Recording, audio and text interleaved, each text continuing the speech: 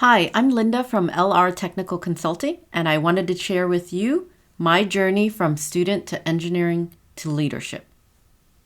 I will start my story where my path to an engineering career began, college. I went to San Jose State University majoring in computer engineering. After much research and digging into myself through my teens, I went to college dreaming of creating, designing, and building my own toys and games.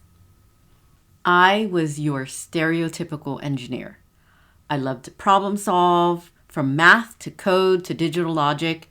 I loved keeping my head down and focused on the project, and I set really high goals and standards for myself. And I didn't like anyone in the way, like classmates, project team members, or lab partners. I was quite an arrogant overachiever. I cringe thinking back to how I was.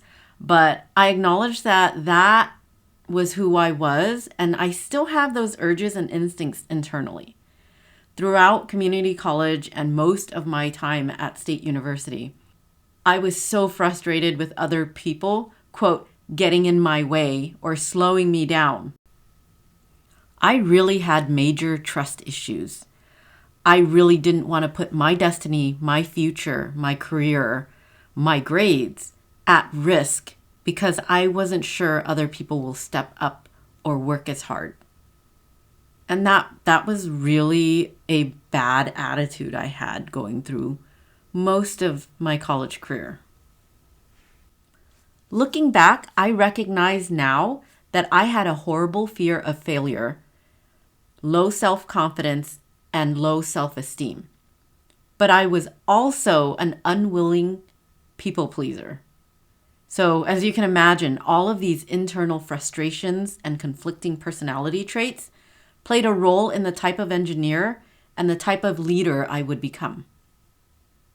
So, during my college years, I had the fortune of having some amazing professors, but two particular amazing engineering leaders at two different points in my college adventure helped me open my eyes and build my confidence in a way I did not expect that led me to the path I'm on currently today. First was Dr. Abdi Tabrizi. I was in a handful of his engineering courses, the first being a C++ class. He taught us all of the basics, but when I would add a ton of bells and whistles to my projects, he was encouraging and supportive. He provided guidance and mentoring in class, but also with my career and where I was planning to go with my engineering education. He was always very supportive and encouraging. However, he was also quite direct and honest about some of my frustrations and impatience with other students and team members. He was the first to really push me to think about how this would apply in a real job at a company. I don't have full control of my peers and environment, so I need to be adaptable, have patience, and set realistic expectations on others. He started me on my journey of self-awareness around the fact that I oftentimes hold myself to extremely high and unrealistic expectations. I was born to immigrant parents and was the first and only of my siblings to be born in the United States. I grew up with a strong work ethic and always pushed myself really hard to always achieve more. I wanted to win and be at the top, but I didn't want people to dislike me. This causes a lot of stress and anxiety on myself. For example, my excessive fear of failure and rejection. Okay, so let's set that aside for now. The problem that he opened my eyes to was that in the real world, I was applying these same expectations on everyone else, no matter their skill level, interests, or whatever. This was a huge cause of my frustration and lack of trust in others. He challenged me to think about what to do in situations where I cannot change my team members, where they are hired or decided on by a manager and I have no say. As I continued to mold what my answer to that challenge was, I completed all the courses I could at community college and transferred to a state university with that question in mind. I was so privileged to attend my first computer engineering course with one of the toughest, most infamous engineering professor, Dr. Haluk Ozimic. I started my first day of class having heard some of his reputation, and I was no doubt excited. He sounded exactly like my kind of teacher. Direct, no nonsense, no messing around, all focus and learning. I loved Dr. Ozemic's expectations of focus, curiosity, and professionalism from all of his students. In my eyes, it bred an environment of learning and growing and not fun and parties. The first half of my time at State University, I really started honing my observation skills. I've always been pretty quiet and observant, but I guess the way you would describe me then and probably now is a very opinionated introvert. In my classes and labs, I learned that observing people and being able to identify their skills and shortcomings came naturally. I'm definitely not saying I'm a good judge of character because I'm not. I tend to lean on giving people the benefit of the doubt when it comes to kindness and character. However, as we had study groups and hung out in the clubroom, Software and Computer Engineering Society, I would pick out the strengths and weaknesses when it came to academia and work ethics. As I started working in labs and group projects, I found that I was naturally project managing and coordinating others. I found myself positioned to organize the team and coordinate work often. For my senior project, I found myself rallying and positioning team members to work on pieces that fit their strengths and avoided divvying out work in a way that would be detrimental to the project or the deadline. I hated it. At one point, I went to complain to Dr. Ozemic during office hours as I felt that classmates were holding me back from learning or doing more faster. He repeated the same sentiment as Dr. Tabrizi, and what he told me next was exactly what I needed to hear for my next stage of growth professionally. He told me that I would make a great leader in Silicon Valley, but there were things I needed to work on and focus on. This really stuck with me after our conversation. I looked back and I found that leading the teams and projects came very naturally. I actually wasn't bad at it. Dr. Ozemic saw something in me that I never would have thought was who I was or who I wanted to be. This was the inception of the thought that I could be good at doing more than just being a heads-down engineer working in a cubicle. About a year after graduating college, I started my software career as a junior software engineer. I was looking to position myself as a strong engineer that will become a leader. I had all sorts of images of the kind of employee and the kind of engineer I would be out there in the real world. At this point, I really thought of leadership as management. They were the same thing to me. To me, leadership and management meant being smart, having the answers, and telling your team what to do to get the best outcome. I really thought leadership meant top-down direction and instruction. I spent quite a bit of time, maybe 4 to 5 years, honing my C#, VB.NET, and SQL skills while helping manage and run projects and initiatives. During that time, I came across many engineering managers, as well as different leaders in different areas, and I started to pick up on what I really disliked from managers and leadership that prevented or blocked me from doing my work well as an individual contributor. I started keeping a mental list of when I become a manager, do not do this. And I definitely have some fun and exciting stories to tell, but we'll save that for a different time because I want to keep this short, and those who know me know how verbose I can be. So let's stay on topic. So in the beginning, I really learned how to lead by being at the forefront of the team, being the one to take the first steps, being the one to be the shield, take the blame, take the bullets for the team. So that's what I positioned myself to do, and that's what I did for the first 12 years of my career. I worked my way up to manage and lead projects, lead teams, and eventually lead engineering and architecture.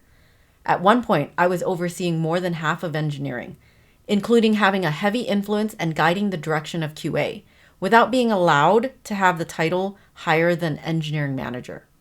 Although I felt comfortable leading the team, I often felt unqualified because I was not good at optics or politics among the managers and senior leadership.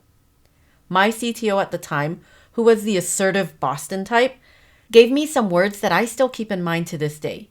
He told me, "You got where you are going without stepping on anyone. You should be proud of that. Others got to where they are by stabbing others in the back or stepping on their people. They should be scared of you who can get there without doing that. So you got to where you are without playing the games. What makes you think you can't go further by doing what you do?" That really helped me own the type of leader I was, and I made sure to avoid the politics and focused on the tactical. I got really good at getting things done, taking visions from leadership and contracts from customers, and working with the team to create a plan and execute. After that, we had our one and only director of engineering step down to focus on architecture. Those around me encouraged me and spoke to leadership about promoting me to that director role. Remember, I'm not good at playing politics or watching my optics to gain favor. I can say with confidence that the first 15 years of my career, I encountered many toxic personalities, ICs, and leadership. Throughout all of this, I pushed myself to always be a straight shooter. And this is all thanks to my dad, who was very by the book. He raised me to have his morals and work ethic. So it was important to me to be a straight shooter and not to play the political games. Being surrounded by people who got ahead through nepotism, favoritism, and politics was extremely frustrating. I was thankful that I ever even got a manager role to begin with. I promised myself that I would never stoop so low to stab anyone in the back for my own benefit. I couldn't live with myself. I told myself that I would not compromise my integrity or honor for my career, title, or money. But as the main income earner in my family, I did learn to stay quiet when surrounded or outnumbered, even though it may still show on my face. I have a horrible poker face. So when word got around about people wanting me to be promoted to this director role, the CTO stopped by my office to talk to me. He told me there was no director position open, although the one and only engineering director just stepped down. He proceeded to spend 2 hours to tell me how I did not qualify for director.